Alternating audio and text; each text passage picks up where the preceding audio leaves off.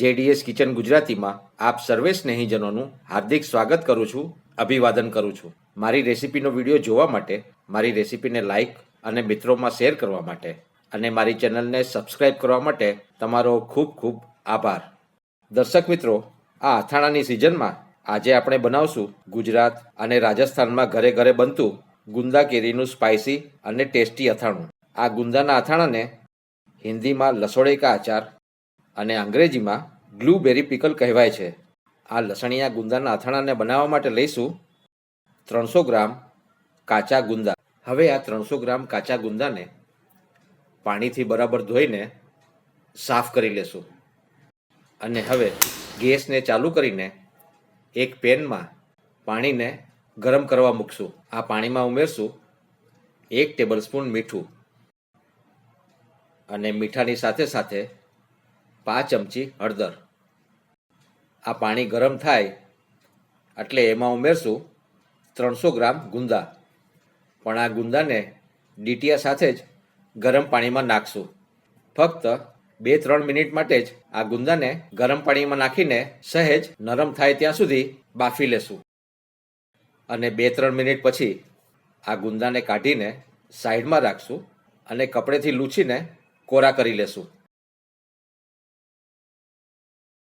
હવે આ બધા ગુંદાના ડીટીયા તોડી લેશું અને ગુંદાના ડીટીયા તોડીને આ ગુંદાને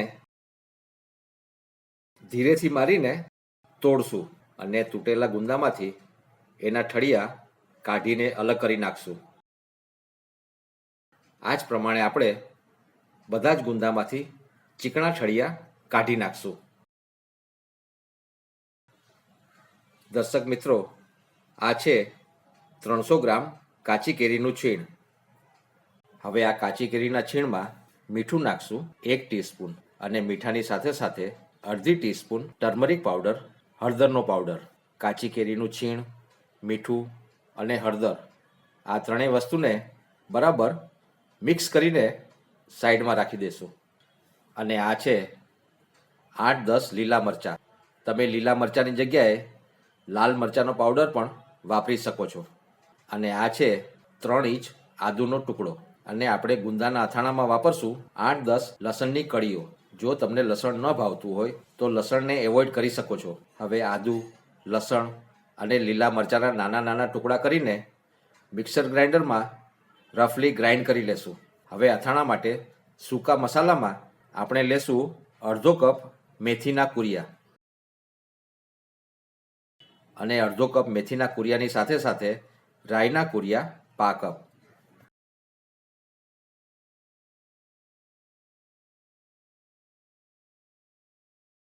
અને આ છે અડધો ટેબલ સ્પૂન હિંગ. હવે આ હિંગ ઉપર નાખશું અડધો કપ મગફળીનું ગરમ તેલ અને ગરમ તેલ ઉમેરીને તરત જ ઢાંકી દેશું 2 મિનિટ માટે. અને 2 મિનિટ પછી આ મિશ્રણમાં ઉમેરશું જિંજર, ગાર્લિક અને લીલા મરચાંની પેસ્ટ. આ પેસ્ટને નાખીને બરાબર મિક્સ કરી લેશું.